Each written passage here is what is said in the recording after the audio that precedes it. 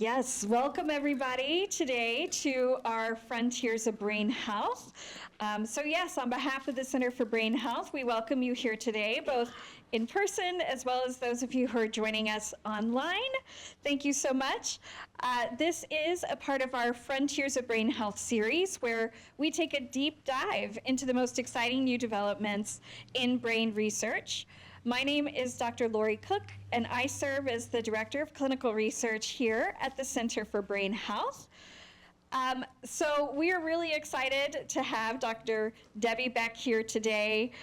Really quick, I do want to mention that we will try to reserve some time at the end for her to answer some questions. So for those of you who are with us in the virtual audience, please check out and use the Q&A function there if you would like to submit any questions, and we'll be sure to include some of those as well as those of you here in our in-person audience.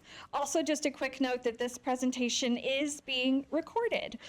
So if you've registered for this talk, you will be able to access that recording once it becomes available. Okay, so for those of you who are joining us today, maybe for the first time and don't know much about the Center for Brain Health, we are a cognitive neuroscience research center at the University of Texas at Dallas. We have dedicated the past 3 decades to research exploring neuroplasticity and the brain's amazing lifelong potential to get stronger and work better. And really thrilled to have today our speaker, Dr. Debbie Beck, who I think could bring a really unique perspective to this. So allow me to do a quick introduction, and then I will pass the mic to Debbie. So Debbie is a principal and healthcare operations and strategic planning executive at Perkins & Will, which is a global design practice specializing in environment impacts on well-being and brain health. So she brings more than 25 years of experience in healthcare as a clinician, an educator, a healthcare executive, and even a public health leader.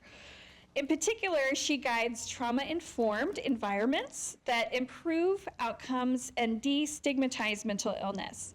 So experienced in facility planning, both as a client and as a principal, she uses evidence-based strategies and neuroarchitecture principles to help create different spaces that promote safety, healing, and brain health. She serves also, we're really fortunate to have her on our advisory board here at the Center for Brain Health. And interestingly, her degrees are not only in healthcare administration, public administration, but her doctorate is in higher education leadership. So again, a wealth of knowledge today and perspective, and we are thrilled to be able to learn more from her. So with that, I will pass it to Dr. Debbie Beck. Thank you. Thank you, everyone. I'm really excited to be here. This is a beautiful facility, and it's so nice to see all of you here, so thank you for coming. Before I get too started, I want to tell you how I originally got interested in brain health and how the environment impacts individuals. This was many years ago when I worked at a neonatal intensive care unit, and we were a very small unit. We had 32 babies. Everything was packed. So we were getting ready to renovate this facility. And through the night, I would go and I would open up closet doors. The room below us, above us, out the side. I said, wait a minute, we got to do a better job in making this environment for these infants. We had a helicopter transport team that came in. Every time the helicopter came in, all of our babies' oxygen levels dropped. It was so noisy. So next thing I know, I don't know if they put me on the committee to help design this nursery because of my knowledge, or so that I would shut up and leave them alone. But either way, I got that opportunity to do that. So, and then throughout my career, I've been very lucky to start working in different areas, not only in healthcare, but in higher ed, kind of impacting some of those built environments. And I want to share a little bit of those as we go through this. So my presentation is mostly going to come from a clinician's perspective, but it will also come through a little bit of a planning and design within that architecture. But again, we are Perkins & Will. We have about 32 studios globally, about 2,600 employees, and we do about 14 different practices, and I'm predominantly in the healthcare, but also do the higher ed as well. Part of what I'm going to talk about today is research. It's really important especially as the Frontiers of Brain, is that we do talk about research. So we have a very heavily numbers of staff that actually work with us to kind of help us understand what that research is all about and how things impact us. So today I'm going to kind of focus on these main areas of about the built environment. So I want to talk a little bit about how does that built environment enhance our cognitive function and our emotional well-being. How does it support neurodiversity and inclusivity? We'll talk a little bit about creating that environment that helps us innovate and collaborate. That's where all the innovation comes from. Also, how does that environment promote health and resiliency? And the thing that I like talking about the most, and we'll spend most of my time on, is how do we incorporate trauma-informed principles into that environment? So those are, we'll talk about. So the first one I want to talk a little bit about is cognitive function. So this is kind of a busy slide, but it kind of shows that these are known elements that have been proven that if you incorporate these into, whether it's your home, your environment, your business, your healthcare facility, will improve your ability to cognitively think, problem solve. And some of my favorite is natural light. I absolutely love natural light. It has to be there for me to function. But you know, I have to admit, with all this bright sunshine in Dallas for the last 45 days or so, it was kind of nice to see the clouds yesterday. But light is very important. The other thing that is also super important to me is access to nature. You know, I have plants in my house, I have them all around me, so I think that biophilia, one with nature, is so critically important with all of that. And I also, about the ability to adjust lighting. So even though I like things bright, I also like to be able to kind of close it out on occasion. And then the last one that's a little bit, one of my favorites is being able to have a choice of getting away from the environment when I need to, having a place where I go feel secluded and safe. So those are some of my favorite areas. And I wanted to illustrate, this is a facility that was designed by one of our designers in Atlanta. And this is Nicholas Children's Hospital. So you can see, if you just look at those pictures, you think, wow, those elements are there. There's bright light, you know, there's clear pathways to that. The circular rounded parts of the building is awesome. But also, everything about this facility was built with acoustical and sensory sensitivity. And we'll talk a little bit more about that and why that's really important. But you would imagine in a children's hospital, those things would need to be present in order for those children to feel safe in that environment. The next thing is about supporting neurodiversity. And I want to ask, what is neurodiversity? How would you define that? And anybody can kind of speak out.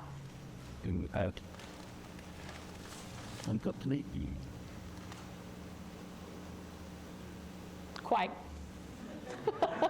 Quiet group. Well, basically, neurodiversity is everything about all of us. It's a variation of normal. It's how we interact with the building. So oftentimes when people think about neurodiversity, they think about, is it someone who has autism? Is it someone who may have a neurological condition? And it's really not. It's about me. You know, when I walk into an environment, and I think that our military friends here would appreciate, I'm immediately saying, where's the exit and how do I get out of this building? So that is how I respond to the building. Now, many of you out here may not do that. You may come in here and you have no sense of that. So really, it's about how you respond to your facility. And the way that we can be the most inclusive is having that thought in our mind about who's our customers, who's our people in this facility, so that we can make sure and adapt to their needs within that facility. So one of the things that we know, and I mentioned that earlier, if you're really concentrating on neurodiversity, we look at choice, flexibility, and the variety in a space, having the opportunity to move around. I look at this facility and I think, wow, this is a very much trauma-informed, very inclusive building, because you can go to different places of the building, you feel good, you could be where it's light, where it's not light. So this building definitely checks that box. One of the things that we did is we created a neurodiversity toolkit that's on our website that you can look at. So when you're thinking about your space, again, whether it's your home, your school, your outside environment, or inside, you can kind of look at some of these things and kind of help to determine what your facilities are all about. I mentioned a little bit about Nicholas Children's Hospital. So kind of going back to that sensory, when this facility was designed about that built environment, they really wanted to make sure that this was a brain healthy, well-being facility. So they wanted to create areas throughout the campus where it would be about community engagement. There would be areas for social and emotional support. There would be areas where it would inspire them to be creative. And we know when children are creative, they can problem solve, they learn critical skills. So this environment was designed with that in mind. Also about being relaxing and being able to be calm in their space and be able to not have to be so active. And a lot of times when children are hyperactive, if you put them in an active environment, it's only going to make them more active. So having an area where that's calm. But the other thing is, this facility was designed about learning. So all throughout, there was an area to learn about sustainability. What does that mean? Not only from a facility as far as lumber or all those other elements that build, but what is it like to regenerate that environment? We'll talk a little bit more about that. And again, very much playfulness. So there was areas that these children can play, and I kind of mentioned that in a moment. Now, trauma-informed is sort of one of my favorite things to kind of talk about. And when you think of trauma, you kind of think about, or at least initially, it's about somebody who's physically abused or somebody who's been physical trauma, and then you think more about emotional trauma. Well, I think of it as somebody with Crohn's disease who walks into a facility, their trauma is, how do I find a bathroom? So they're very nervous. So they're neurodiverse because they're responding to their environment very differently from that.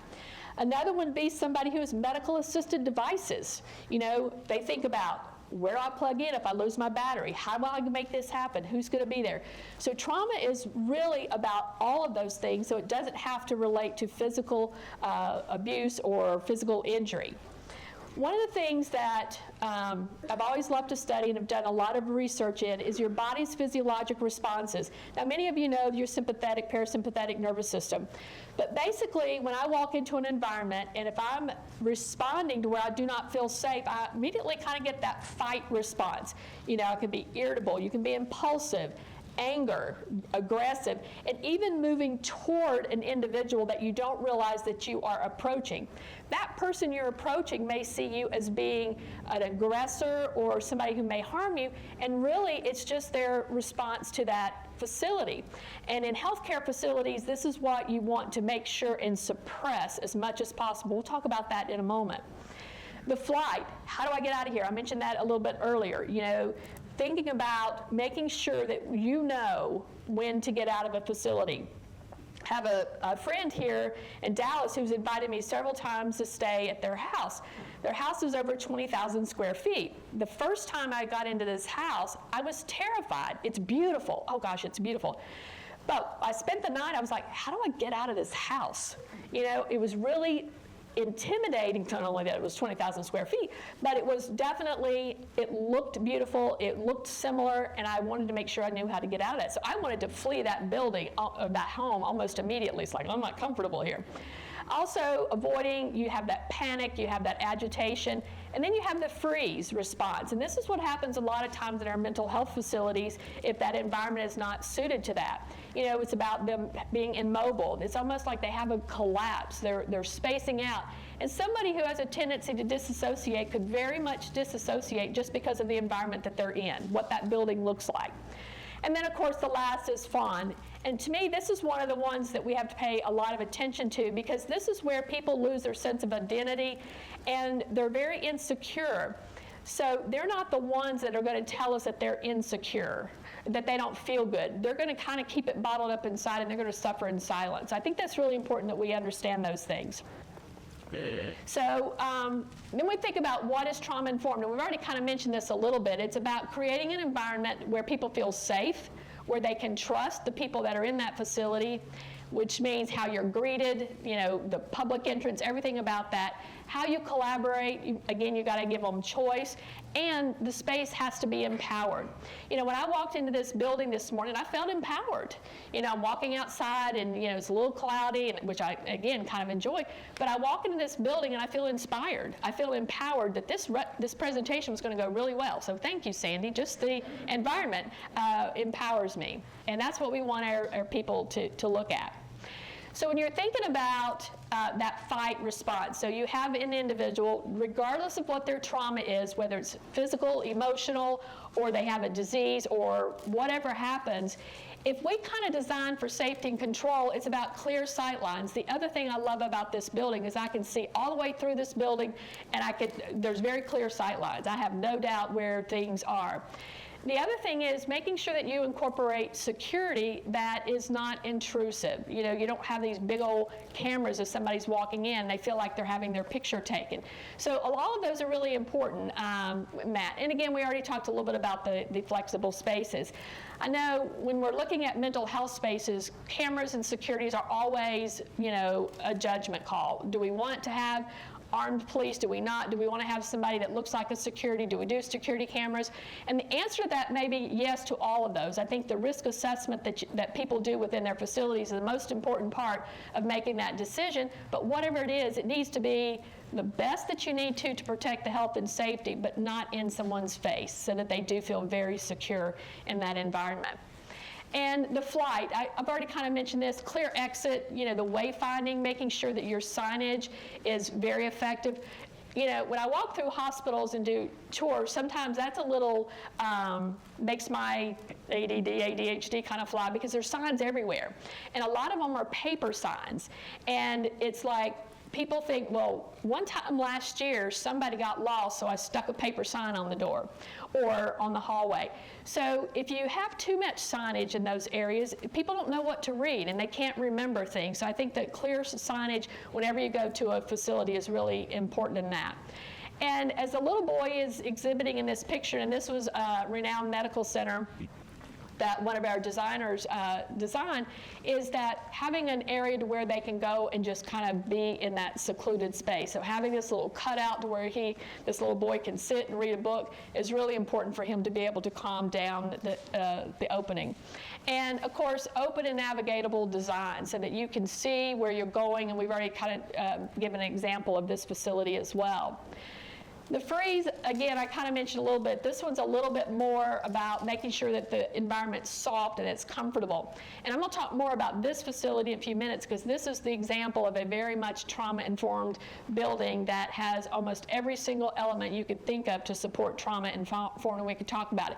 But you can see as you're looking through the windows of that there's very calm, there's choice in seating, the colors are muted, it's not in your face, open stairways, the stairs have glass rails on it, so again, you feel very much protected.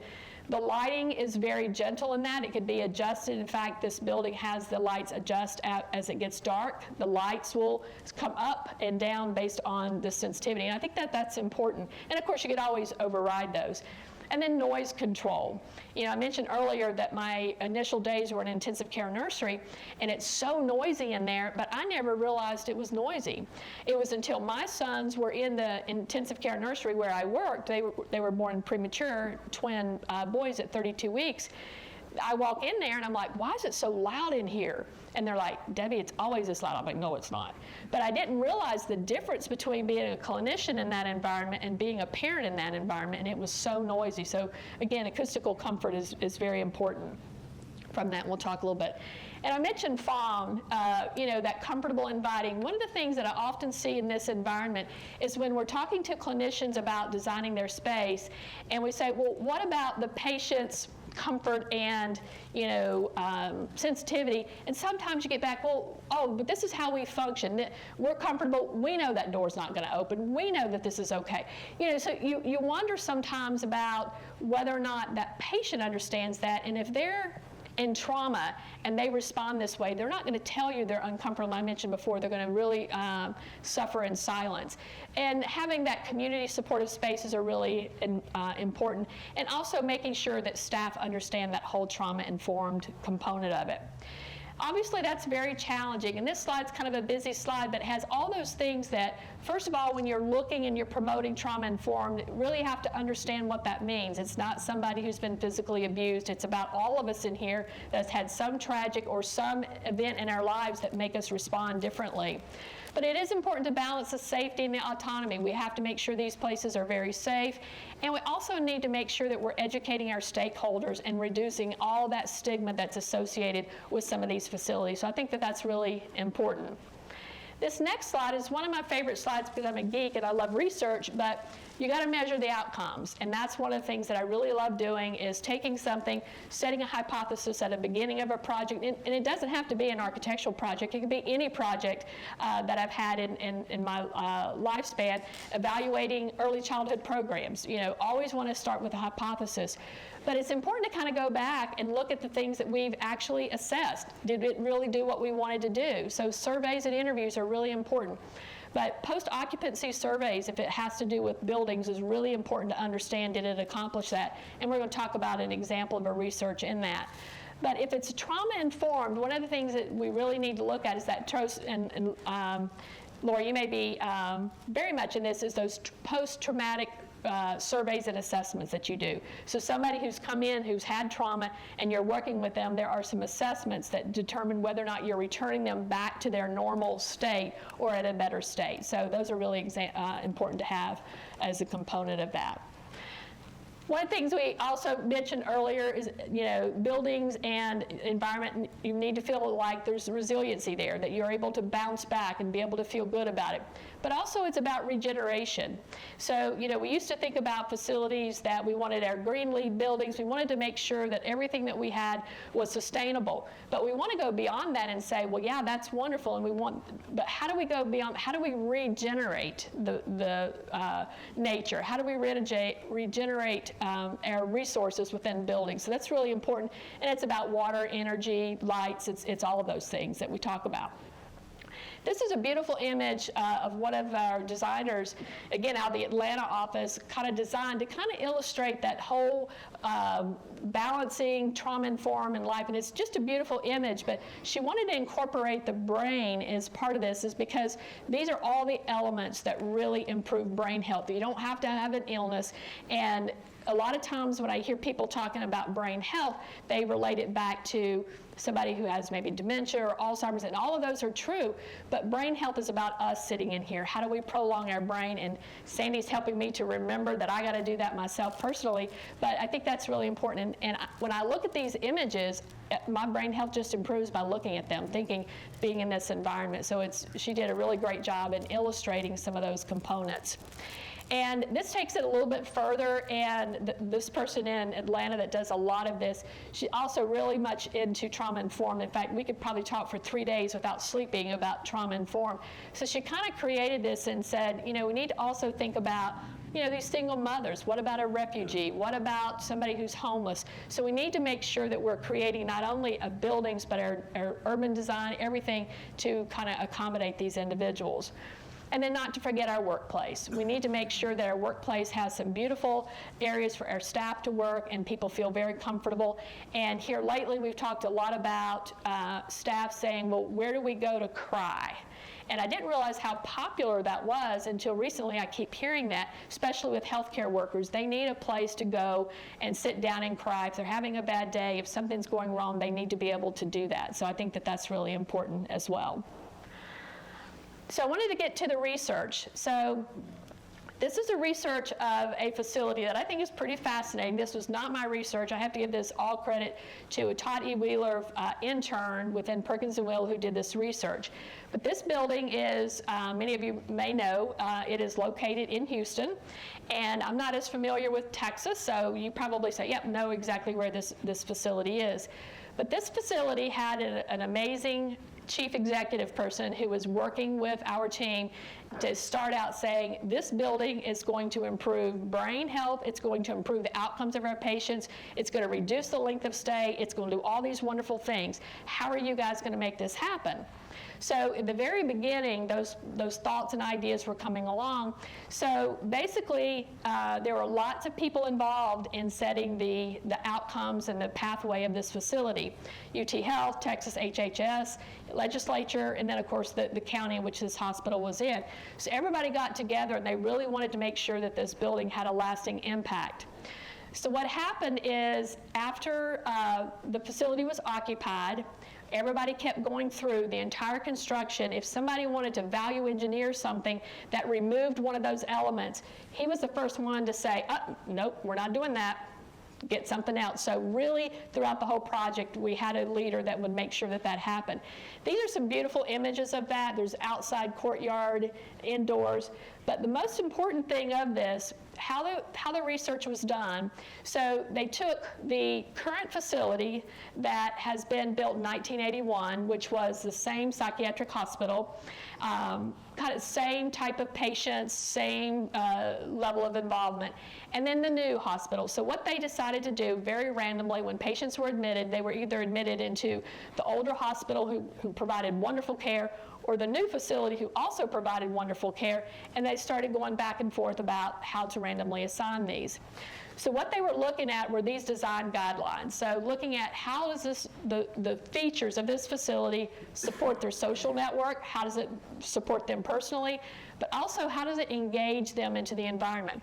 And this was the key thing that they wanted to do, was about the engagement. Because we know in a lot of our mental health, whether it's hospital, outpatient, or even a doctor's office, that patients, again, that trauma-informed, they may have a tendency to have anger, they have aggressive spells, and they respond to that environment. So they wanted to kind of definitely tack on the thoughts of, let's make it sensory, let's make sure that we understand the movement through the facility. So this next slide, which you may not be able to read very well, but the yellow-gray or the yellow-orange bars are the older facility, and the light blue and dark blues are the new facilities. So what they did is they spent several days going in and observing in these facilities. So I'll use, for example, the day room. So they took the day room that was in this current facility and the day room that was in the old facility. And again, similar patients, similar numbers of people, so they tried to make it as best as they could of making sure that we were comparing apples to apples. So it may have been a larger and a smaller apple, but it was still very consistent across. So what they found was, what they hoped was it would definitely decrease the aggressive behaviors within that facility. And it did. So when they started measuring that, so you can see these bars in comparison, so some of that aggressive behavior did decrease in the new facility in comparison to the old. But it wasn't statistically significant, and they were like, kind of scratching their head. But look at the positive interaction. So basically, sometimes we find things that we're not necessarily looking for. So in that new facility, because of those design elements, the natural light, the engagement, the ability to have choice, and it also interacted with the staff, so it was set up to where people could be a lot more interactive. The numbers of positive interactions soared in that environment in comparison to the other one. And that's what we're looking for, is how do we create an environment where people feel good, they're inspired, and they have positive interaction. So this is a really good study that was done. And I was saying to some of my colleagues over there is, we always want to make sure that we avoid the LADF syndrome. And everybody say, what is that? And that's what I call that people look, act, dress, and feel like the environment that they're in. So when you walk into an older facility, one that is kind of outdated, there's not that natural light, people will take on those characteristics. So they're not able to engage and help the people that they need to help as much. The next one, this is the UC Gardner Institute. This building was actually created and designed by a group of patients, in with the designers and with the hospital people. So they really wanted to make sure that this building supported, and it was much like this facility, Sandy, because most of the people that are coming into this facility are interested in brain health, but the addition is they have Alzheimer's. So this was a neurological facility that is treating the beds. I think it was about 194,000 square feet facility.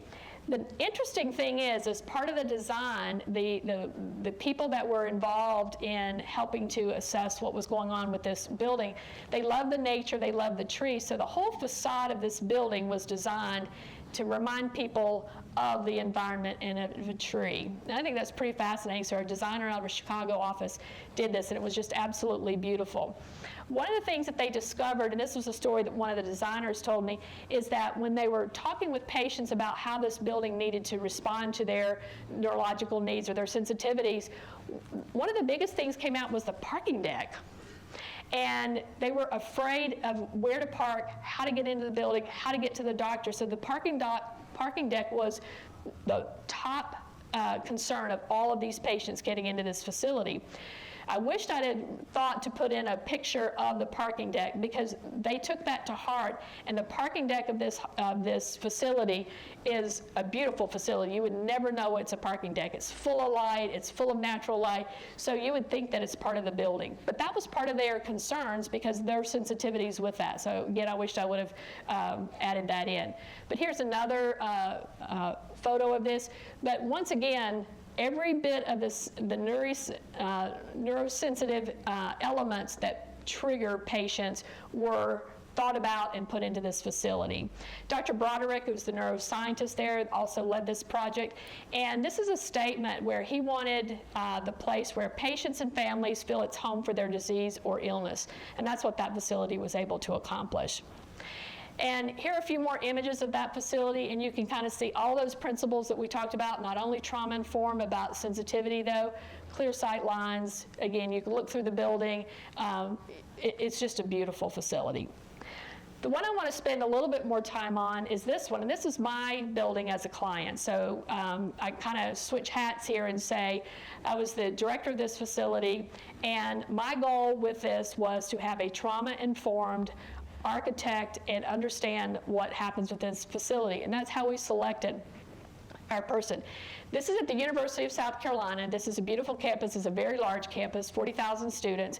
But you can see that this building, not only did we get a chance to have a huge impact in this facility, but we were able to heal, regenerate the environment around it. So as we were designing this building, one of my top concerns was, how do we make sure that the library and all these other adjacent buildings look as good as this facility does, and let's put that into the project so that we can heal this site, because we really wanted to regenerate that area and make it really important. The other thing we wanted to make sure is that everybody that was on our campus had an opportunity to walk through this building. And wait a minute, this is a healthcare facility. Why would you want people walking through? Well, we wanted people to engage in the building and be inspired by walking through. So the very bottom floor was designed so that the flow through traffic on campus, which was an amazing number of people walk through that path, and that they would feel the building just by walking through. And we did a lot of research after this building. But part of that was also interviews. Remember, I talked about surveys and interviews, that we had people who walked through and says, I just felt better walking into this facility. You know, patients that came in sick, well, I felt much worse when I came in. I don't know why, but I feel better now. And we believe that it was a big part of it was the facility. Here's some of the images of that facility. And one of the things that you'll notice, university campuses are usually very traditional, and they should be.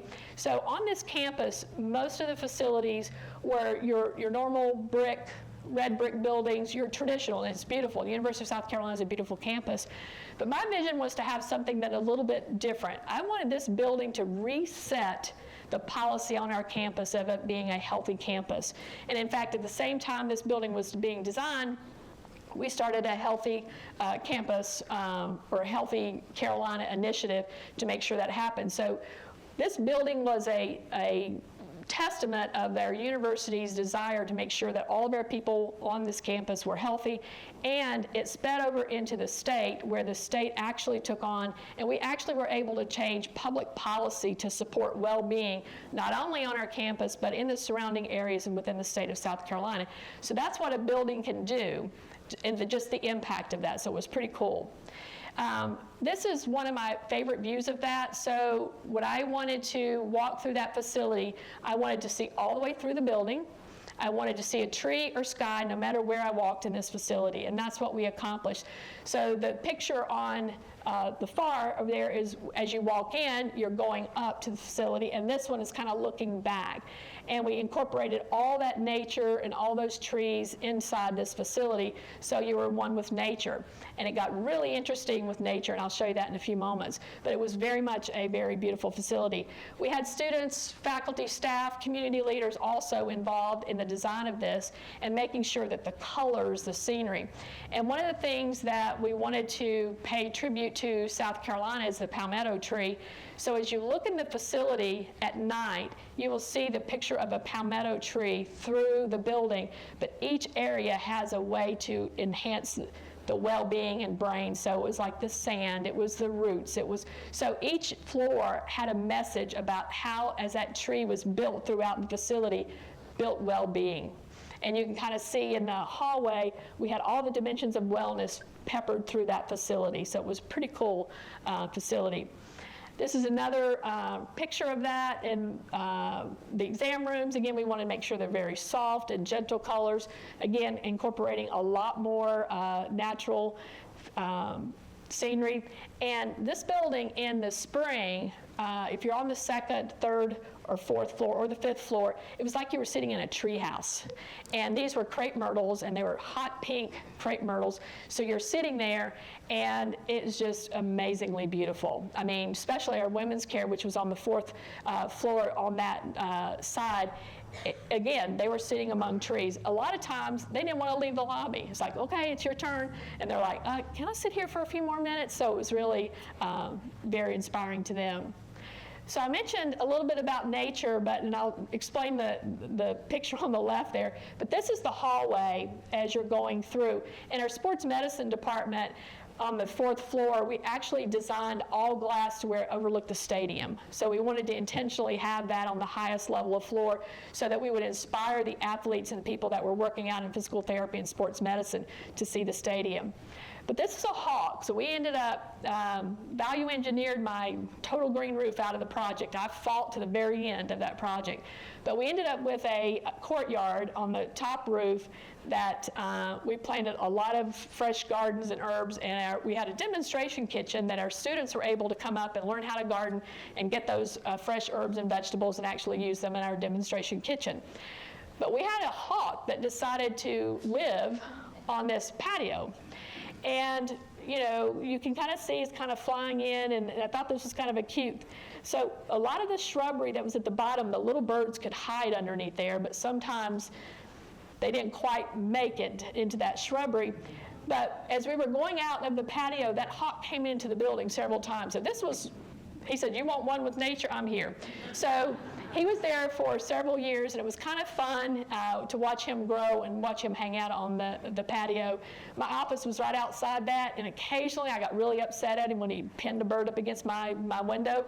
But it's nature. I had to talk with him when he got into the building. Don't do that anymore. You have to move away. But it was kind of a fun feature of the facility where you find fun with the nature and the science in that facility. And here's another example. One of the things that we wanted to make sure is we wanted this to be a place of retention and recruitment of staff, which in all facilities now, how do we recruit and retain our most qualified staff? So this bottom picture is what I was talking about, sitting in a tree. So this is our third floor. This is the primary care unit. But you can see that the people that are sitting in that environment, registering patients, talking to patients, they're also got that view of the tree. So it was very pretty. We also, on each end of the building, we created a space for staff, and there ended up being a crying room. We didn't design it that way, but it ended up being that way. A conference room that is only accessible to staff through this little cafe area that they had to do lunch and all that. So it worked out really beautiful, but they had that view. So we did not want to spare the staff the views, especially the nursing staff. When you get into the center of the building, you can't always have windows. We'd put transom so all the natural light would flood over into that, but it wasn't able to do as much, but we wanted to give them a space to be able to do that.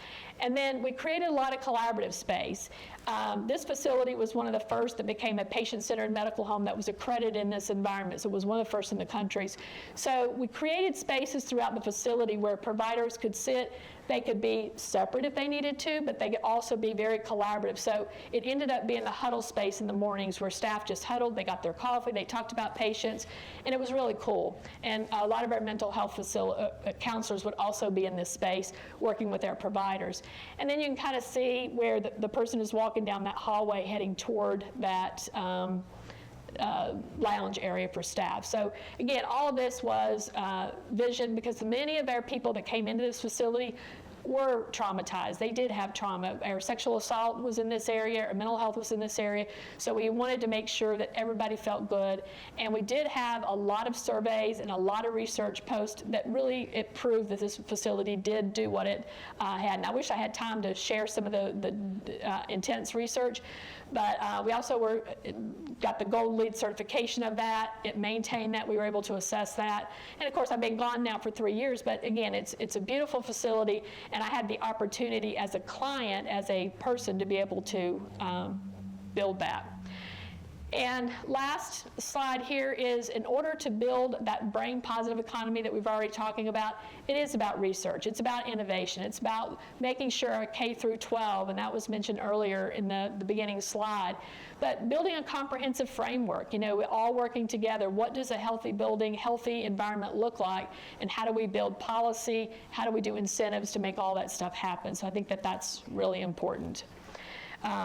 So I know that was kind of quick or long. I kind of lost track of time, but wanted to save some time to answer any questions that you may have or any comments. Thank you so much. That was fascinating, and the visuals, I think, do such a beautiful job telling that story. So we're going to take some time to take some questions, both from the folks here as well as those online.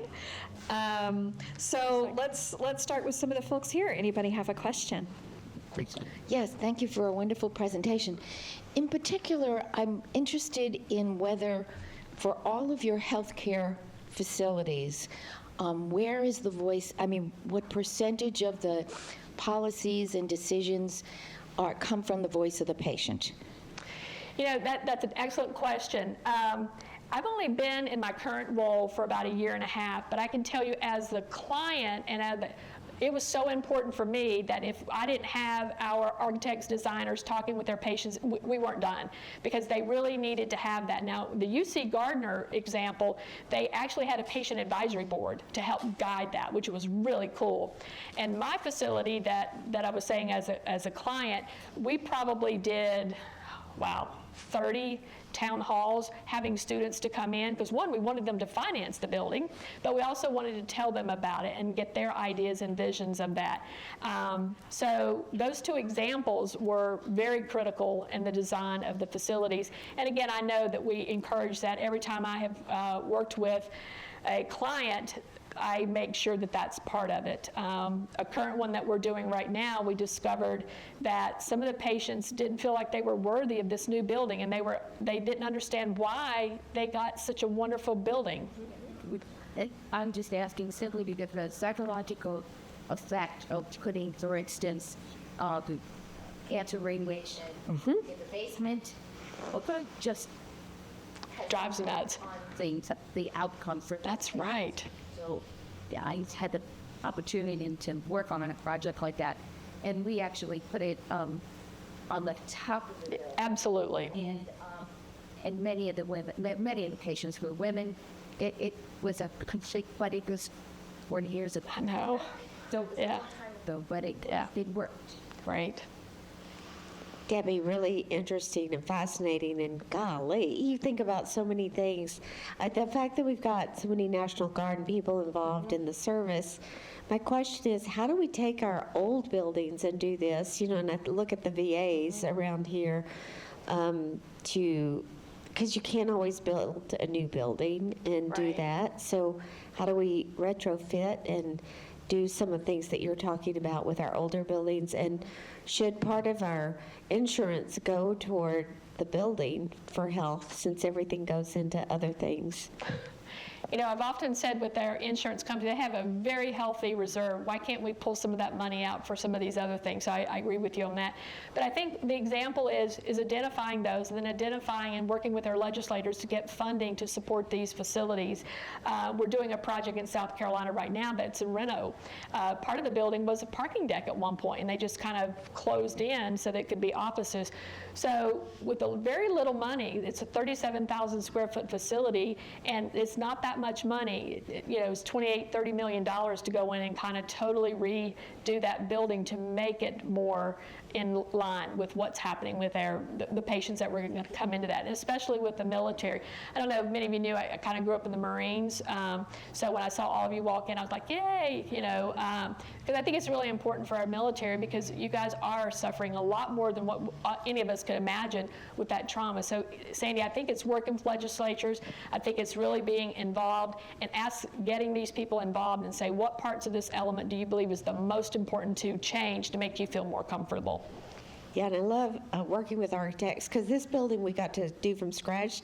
The one next door where I am, actually we had to retrofit. And I think if all of you, I'd love for you to come over and see it, because I think we were able to achieve what you're talking about, these where people walk in, feel inspired and not scared. Yeah. Something about my brain health is going to be involved. I'd be interested, Ian, in Europe's view of things like this and how you see this kind of information translated into European countries. Yeah, Debbie, I think it's fascinating and really important, and I think we underestimate the effects of the environment on us.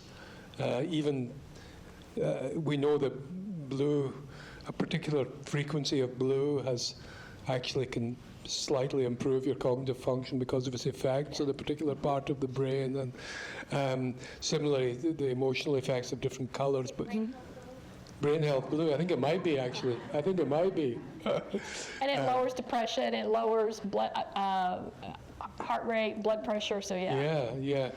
And so just the whole idea here is more than just about designing buildings. It's about appreciating that we are completely interconnected with other people and with the environment, and our brains are this incredibly plastic, moldable organ, and that, to the extent that we take that on board, the implications of it are quite considerable. So it's just wonderful I really loved your presentation. Thank you very much. Thank you. I enjoyed your presentation the other day, and one of the words I was going to use about hijacking the brain, trauma hijacks your brain very much, and it kind of shuts that higher level. That's where all those responses come from. So I loved your presentation the other day as well. There was another question. Yep, right there. Hi, I'm not sure if you can hear me. Yes. First of all, I just want to say thank you. So I was very jealous of all the nice window displays with the trees and the scenery. I have a visual of tactical vehicles right outside of my office, so I guess we can, I can pretend they're trees or something, right? And interestingly enough, we had an individual report to our unit, and he had an office, but no windows. He doesn't. And that was one of the first few things that I remember him saying is, hey, I'm here, however, I have a concrete wall, and I have no type of interaction outside of that. It was a flight response. Yeah, so he was not exactly too pleased with it, but at the same time, most of our facilities are not built around all of these physical niceties. I mean, I came into the building, I think a few others from my side of the Army are like, wow, this is pretty amazing. I can't believe I'm here, because this is very welcoming and inviting. So just to see that synergy between the physical, psychological, the mental is definitely nice to see for a change, unless somebody else from the Army side has something. But I just want to say thank you, and thank you for having me. Absolutely. Thank you. And we have several questions coming in from our online audience, so let me share a few of these. First, we had the question, do feng shui guidelines align with brain health? Does which one? Feng shui. Do feng shui guidelines align with brain health? Is that in your sphere? I'm not sure that I understand that. Dan? Yes. Yes. The short answer is yes. Okay. We use feng shui and natural light and views to nature as a part of our design. Feng shui is a little bit more in detail about how we align with poles and different Eastern religion and how that applies to designing. But yes, it does play a part in our design. Dan is a colleague of mine and is an architect with Perkins & Will, so I invited him here today as my backup to answer these questions. That's excellent. We absolutely designed the hospital in California based on feng shui. That's been about 20 years ago, and it's a whole different thought process of designing the way we align things and flow patients and staff and families. But it sounds like it's trauma-informed, definitely, for sure. No, thank you for sharing that. I think it's a concept that a lot of people in society are familiar with and curious about. Here's a question that I think pertains more to how you engage with your clients around some of these decisions. So the question is, how do you help the client prioritize decisions? Obviously, they might, want it all, but oftentimes there are budgetary, schedule-driven constraints. Are there strategies that can be used to avoid compromises and still deliver a high-valued solution? I think the most important part is listening to their whole story. Because they may say, we need this, and they kind of may give a little bit of a reason why they need a particular function or design. But you got to get deeper than that. You have to go much deeper to see, is this a priority, is this a want, a need, and what is the overall outcome that you're wanting to accomplish? And I think that we can get to the priorities when we understand the whole question or the whole concern that they have about that particular ailment. There's a client that I'm currently, several that we're working with right now that, they haven't had the opportunity to see other things, other facilities, and you just have to listen, and you have to provide empathy, and you have to make sure that you understand what they're coming from and try to put yourself in their shoes, and then it kind of comes to play. I mean, the value engineering, as I said, I lost my green roof, but we compromised with a patio with planting. So, there's compromise there.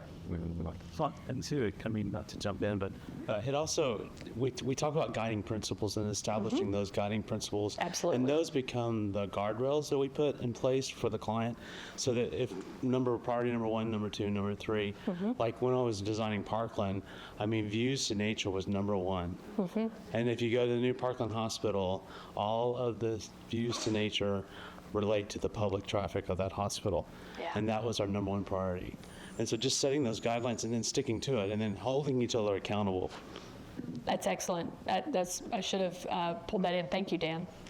Thank you. Another question I can appreciate, it was asked online, how else is this information getting out to other institutions, especially about the importance, for example, of redesign of many current facilities that might be very depressing or non-trauma informed, especially for those who are having to frequent them. So. Yeah, that's a very exciting question.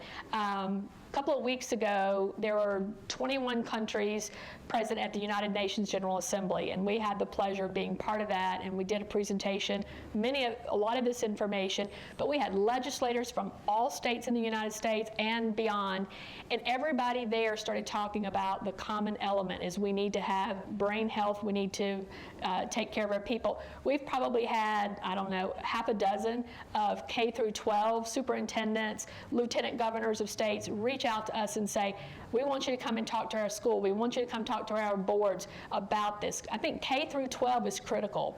And that's an area that we need to really understand. And when you were talking about the cancer facilities, it used to be labs, cancer facilities, mental health facilities are always in the basement. And now we realize we got to pull them out of the basement so that they are our priorities now. So I think that that's really important. But that's how we get it out. It's about all of you in here talking about it. Again, assessing what you're doing, talking to people, and helping to support this. Excellent. Another question here in the room. Okay, I was making sure I was the right one. So my husband works in the medical field as well, and I'm interested in how you take cultural differences into account. So sometimes, for example, there's women who want to give birth by running water. There's larger families coming in to sit vigil with family members, and maybe the cafeteria is not open. They want to have a large meal, so somebody is bringing all of that up. There's not a space for them to serve it. Religious spaces for prayers throughout the day. And so I was just, grieving rooms for larger families, because I feel like he's in a new hospital now. It's only been there for maybe two years, but they're already running into issues with some groups that come in. Everybody's coming. The whole family's coming. The room's not large enough. And others, it's not so much that way. And then separately, if you have time, I come from education, and I know you didn't talk about educational classrooms, but your PhD is in the realm. So I would be interested if you have any insights about classrooms, such as like differential seating, rolling desks, standing desks for students to stay engaged, if you have time. Absolutely. Well, to answer your first question, it's important that healthcare providers are at the table with the design. That's first and foremost, because we understand what are those religious, what are some of those things that we need to incorporate into these facilities. In the facility that I was talking to you about that I helped design, we actually created a space that it was a multi use room, but it could be used for prayer, yoga, it could be used for all things. And I'm going to brag on Texas Christian University. They just built their brand new School of Medicine. And we're actually going to go out there next week and kind of talk a little bit more about BrainHealth. But they actually have built a chapel inside their facility that is non-denominational, so it's equipped for all, but there's a foot washing station in there, because that was one of the things that the students asked for, and the staff. So they listened, and we didn't design that building. It's beautiful, and they took all those considerations. So I think that's important. If you don't have staff, patients, and the end users talking to the designers, then it fails the facility. As far as classrooms are concerned, one of the things at the United Nations meeting, we actually met partly in Steelcase. And my partner, who works at TCU, he couldn't leave the Steelcase area because it did exactly what you were talking about. There were all kinds of cool spaces. There were smaller chairs, taller chairs. There were benches. There were round tables. There were soft seating. There was hard seatings. Basically, they built a classroom within that Steelcase environment that was just phenomenal. And it supported BrainHealth. It supported everything that you're talking about. So I think everybody's getting it now. It's where do we get the money? And we got to go back to our state officials and say we need money to be able to do those things. So I hope I was able to answer both of those. So a takeaway from this is it seems like we're kind of hoping we build it and they will come, and then we might create a have and have-nots mentality. Agreed. It seems to me we're forgetting the component, and Ian talks about this. You can give someone a great iPhone, but if they don't know how to use it, That's right. it's underperforming. So are y'all seeing the opportunity, if companies are investing or healthcare systems are investing in this architecturally, do you see the support to do that for the people who are doing the work? This is, of course, a shameless plug for us, but it's what I see. We're missing that a little bit. It's kind of like, where's the pill? Where's the easier solution so I don't have to be part of the implementation? I think it's a collaborative approach. It's about coalitions. It's about building, again, coalitions for all of us to work together. Because I know with Sandy and with you, and you're going with us, I hope, to TCU, we're partnering with a higher ed to make sure that they understand that. Now, we're very fortunate because we have a dean of the med school that is just phenomenal, and he's so much into engagement of students. He really wants the success of that. So it's taken all of us in here. It's everybody that's in here, and it's about listening. very quickly share a story, and some of you heard this story, is many years ago I was working in an environment where I was in a meeting, and then somebody said, I've got to go because facilities is saying that there's a person rearranging the furniture again in the waiting room. So this was a mental health facility, and they were rearranging the furniture again. And I'm like, oh, what? Wait, what are you talking about? They said, this patient always coming in ready to fight, and to the point, and I didn't share this, but I'll share, she wanted to pick up a lamp and hit somebody with it because when she was coming in, she was changing the position of her chair, the light, the magazines, the window. She was rearranging the entire lobby every time she came in, and she was ready to fight every time she came in, and she would rearrange this stuff. And I said to facilities, don't do anything. Don't do anything after she rearranges it. Leave it be. Let's see what she does. So, and I have to admit, so late that night I went back to the video cameras, and I wanted to see what she was doing. She was positioning a very much trauma-informed lobby into a trauma-informed lobby. She didn't even know she was doing it. But she was rearranging where she was sitting so she could see through the door who was coming. She wanted to adjust the light. She wanted things to be a little bit more organized in that space. So we left it the way she had it. So the next time she came in to fight and didn't have anything to fight about. She did touch a few things like, well, yeah, this lamp was where I put it. Oh, my chair's where I put it. She sat down. The psychiatrist that started seeing her saw a breakthrough in her care just because she did not come ready to fight with her environment. So that's the thing that we need to think about. I mean, that was just, much later, we used her feedback to help us design one of the facilities that I was involved with. We sat her down and said, you did this. Tell us about why you were doing it. And she was validated. That's exactly right. And that's what we need to do, is to validate I've always said people are not always right, but they're always important. And that's what we have to do when we're designing facilities, is keep that in mind, or anything. Thank you so much, Debbie. Thank you for leaving us with that story, with that thought. It's amazing to see us all coming together and building this brain healthier ecosystem, and that really starts with listening. So thank you so much, everybody, for being here today. And I hope that you all join us again next week, November 8th. We're going to be hearing from Dr. Jiahui Guo, who is an assistant professor of psychology here, an external fellow at our Center for Vital Longevity here at UT Dallas.